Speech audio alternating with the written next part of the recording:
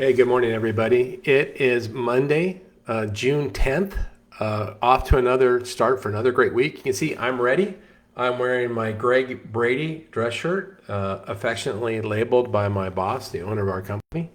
So I'm ready to get to work. I thought I'd start this morning before I got off to work, and I'd talk about one of my favorite topics. And this, if you're a loan officer, if you use this strategy, it will really help your advisory business. And what I'm going to recommend is that you adopt an economist. And here's what I mean. When clients ask us all the time, like, what do you think interest rates are going to do? What do you think the market's going to do? What do you think about whatever? We have a few choices. We can say, I don't know. I remember, 15 years ago, the common response to where our interest rates going is we say, look, if I knew that, I'd be wealthy. I'd be working for the Fed. I'd be doing all these other things.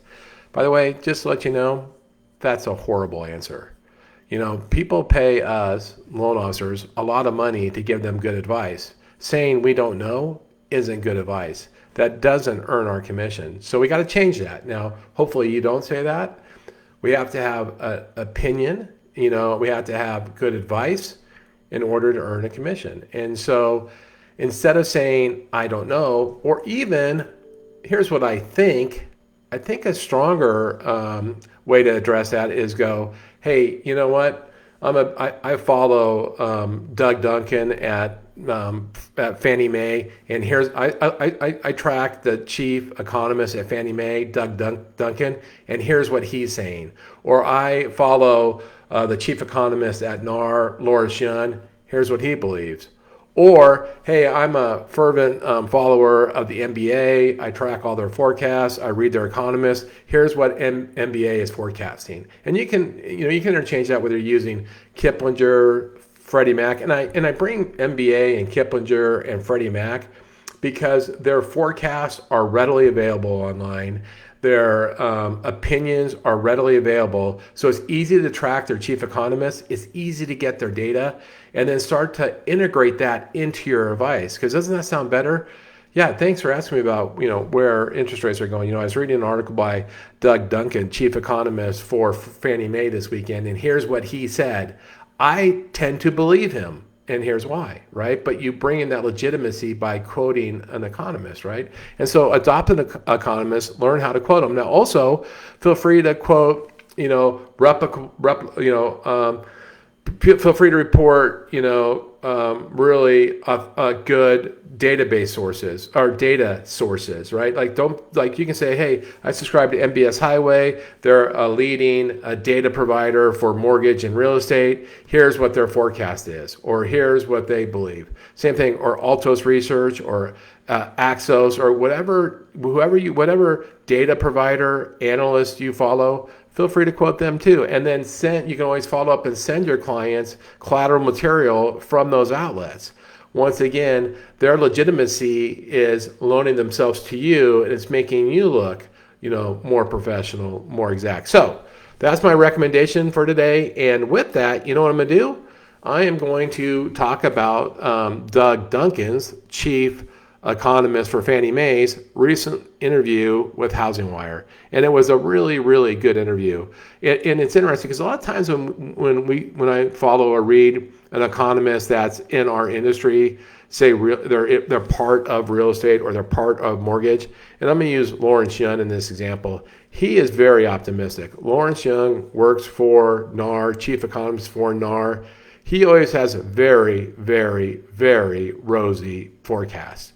He's a bit of a cheerleader for the industry. And so when I read his forecasts and I read his opinion papers, I put a little less weight on it.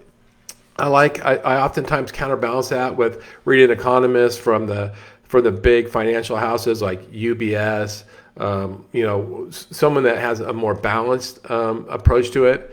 And I'm not criticizing Lawrence. He's serving a constituency.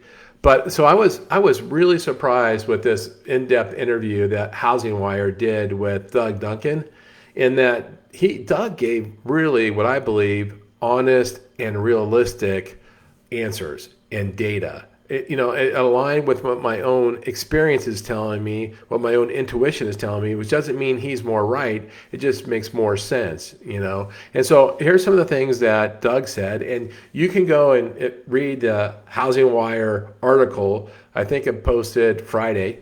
Or if you don't subscribe to Housing Wire, you can go to my LinkedIn, and I am doing a post on this article. It will post in about 55 minutes. So if you wait 55 minutes, go to my LinkedIn, click on that article, and you'll get all the information you want.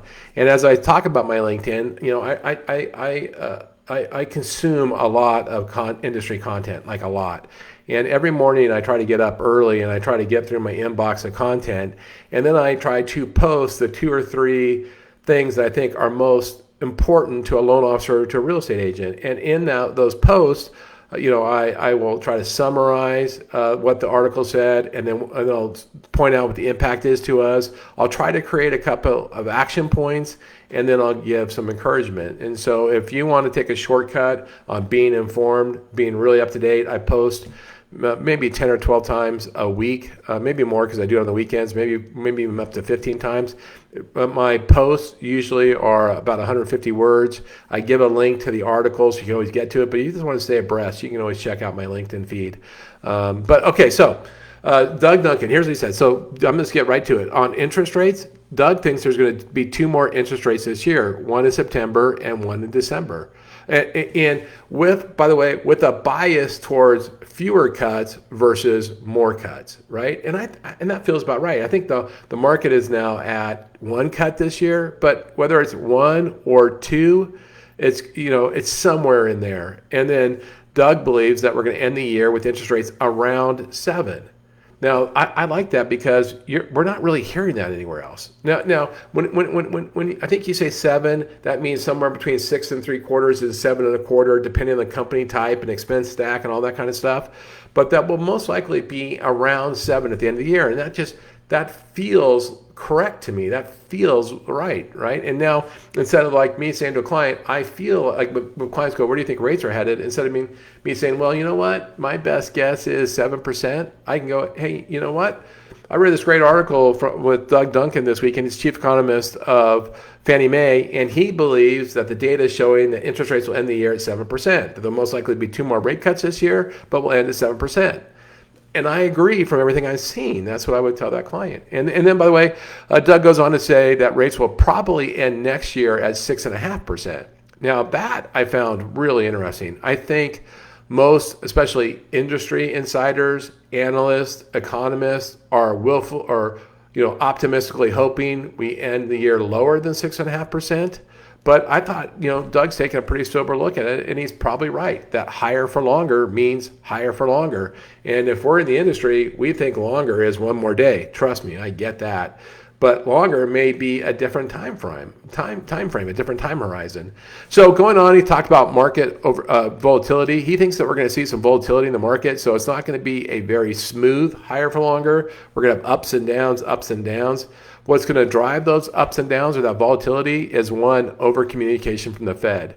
The Fed is sending out tons of signals. The Fed is desperately trying to control not only the narrative but the market, and it's pushing a whole bunch of levers. Its favorite lever is communication. Its favorite lever is telling people stuff. And when it's completely paralyzed, what happens? The Fed governors go out and say totally different things, right? And because that causes paralysis, and that's sometimes what the Fed wants, is just they want to take a break. But there's over communication. This can create market volatility. And then the other thing is, which is really interesting, if you read the article, I'm not going to go into it deeply here, but the makeup of who buys treasuries is changing. It's changing from being sovereign governments to being more investors, individual investors and smaller investors. And those investors have a shorter term strategy than do big giant buyers. And so that's going to impact market volatility as the treasury investors come in and out of the market. Now, Doug went on to say that he thought housing in 2024 will probably appreciate 3%, which is pretty solid, right in line. I would say that's probably right in the middle of the pack of most forecasts or analysts. And he said, look, the reason why I think growth is going to come in at 3% is because we're starting to see some recovery in income growth, right? And that's going to support home prices. And even though we're seeing a little bit more inventory on the market, there's still far less than we need. And then finally, because appreciation has slowed down a little bit, meaning it's not crazy 20% that it was a few years ago, that it supports a natural 3% appreciation growth. So that was his view on housing. And remember, I'm not only is this interesting, but I want you to think about how you can use this in your daily conversation with your clients. How can you gain legitimacy by lending, borrowing on Doug Duncan's advice or whoever you want to follow? And there's plenty of great economists out there. There's plenty of great, economic magazines and houses that you can go to. Now, getting a little bit away from statistics, he did have some interesting thoughts. He was talking about affordability. And in the article, he talked about, look, there's three main variables to interest rate. There's three main variables to affordability. It's interest rates, household income, and home prices. Right? And he said there is nearly perfect correlation with these three things. And so if you wanted to start to be your own forecaster, if you wanted to do it with some legitimacy and knowledge, if somebody says, hey, gosh, how do you think affordability, where do you think affordability is going to go? You go, well, I know that there's three main ingredients to affordability, and that's interest rates, household income, and house prices. And as these change, so does affordability. So if interest rates go up, the other two stay static, affordability goes down. If household incomes go up, but interest rates stay flat and house prices stay flat, then affordability goes up. If home prices go up, affordability goes down, and therefore, and as you mix these things, you can go, so affordability, it looks like most likely not in the immediate short-term future, but in the midterm future, interest rates are going to continue to go down. Most likely, household incomes are going to go up, and house prices are going to be relatively flat with maybe 3% appreciation. So I predict, based on that affordability is going to improve over the next 12 months, 18 months, and 24 months. Now, trying to project further out is a little difficult, but in the short term, probably affordability is going to improve. Wow, we just got that from what we just read from Doug, and that sounds to me pretty good. I know what I'm talking about. That is awesome. He a couple things that Doug wrapped up with was first, he mentioned this, which I have not heard of. Maybe he had. He goes, with the mortgage industry challenges, what he's starting to see is IMBs going dormant, where they essentially close everything down but keep their structure, hoping that when the market comes back, that they can just open back up and good times roll again. I haven't seen that. I mean, if you've seen it and you want to ping me, to let me know where you're seeing that, I'd love to know. I don't doubt that it's happening, but I haven't seen those zombie companies yet going dormant. And then the other thing he said is we're unlikely to ever see 3% interest rates again unless there's an absolute economic crisis. And that we are now in what he calls a higher interest rate regime. So there you go. I thought the article was really interesting. Like I said, you can get a summary of it on my LinkedIn. If you don't subscribe to Housing Wire, and I'm a big fan of Housing Wire, I don't think it's super expensive to subscribe to every year, but it's well worth $100 or $200 or whatever it is. They put out great content every single day. You get 3 or 4 or 5 articles. They're just doing a wonderful job over there. That's definitely one of the things I would subscribe to. But if you don't subscribe to it, if you want, ping me. I'm happy to send you a copy of the article. It's definitely a good article. Start to find economists or sources that you trust, that you feel comfortable, quoting. Start to weave those into your scripts. Now, don't stop giving your opinion or your advice. Just bolster your opinion by using an economist. And you can use the economist to say you disagree. You can say, hey, Lawrence Yun at NAR believes that houses are going to appreciate 6% this year. I don't believe that personally, and here's why I don't believe it. Because that also, that makes you seem super informed, like you're the expert. So don't be but start with the baseline. Here's what the source said. Here's what the economist said. And then certainly when you follow economists, you need to follow them. You need to read their forecasts. You need to read their articles. You need to get into their data. You need to internalize it and own it so you can be conversational on it. And then it'll just start to come into your scripts, which is perfect. It's very much like when you subscribe to MBS Highway. It used to be back in the day when you subscribed, you would get an email every day that would give you the script. It wasn't video, but you can always tell when somebody subscribed to MBS Highway. Like when we had a new loan officer and they get a subscription, And after like a couple of weeks, when I hear them on the phone, you can start hearing them repeating what they read in the morning, repeating that script, repeating the facts and the data that they read. And people do that now with the audio that they hear. But you'll do the same when you adopt an economist and you start following them and you read their stuff consistently. You're going to internalize the data and you'll give that much stronger of advice. Everybody, I hope you have a great Monday. Hope you have a great week. Thank you for listening. I'll be back tomorrow right around this time. Thanks so much. Bye.